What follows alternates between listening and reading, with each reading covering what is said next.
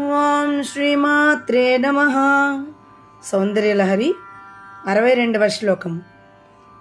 ప్రకృత్యా రక్తాయాస్తవ సుదతి దంతచ్ఛదరుచేః ప్రవక్ష్యే సాదృశ్యం జనయతు ఫలం విద్రుమలతా న బింబం త్వద్బింబ ప్రతి ఫలనరాగాదరుణితం తులామధ్యారోఢుం కథమివ నలజ్జేత కలయా.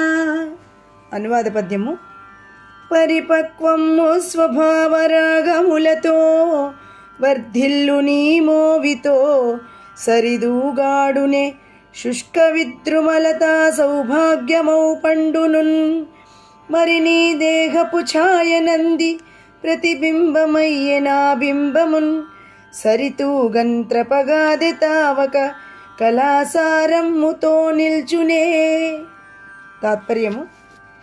సుందరమైన దంత పంక్తి గల దేవి సహజముగనే పూర్తిగా కెంపు రంగులో నుండు నీ రెండు పెదవులకు చక్కని సామ్యమును లేదా పోలికను చెప్పెదను.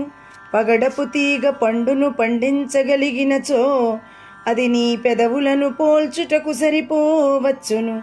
దొండ పండువలెనున్నవని చెప్పవచ్చును గాని అవి నీ సాన్నిధ్యములో నీ పెదవుల ఎరుపు రంగు వాటిపై ప్రతిఫలించగా అవి ఎరుపుదనమును పొందినవని వాటి బింబము అన్న పేరే చెప్పుచున్నది.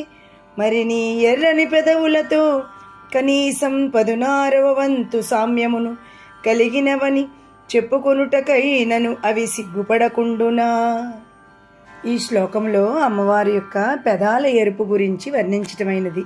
అలాగే లలితా సహస్రనామంలో కూడా నవవిద్రుమ బింబశ్రీ ఞక్కారి రదనచ్చదా అని వ్యాసుల వారు కూడా ఇదే విధంగా వర్ణించారు. అంటే అమ్మని అంతలాగా పొగిడి చెప్పటం అన్నమాట. ఓం నమ శివాయ. ఓం శ్రీమాత్రే నమః.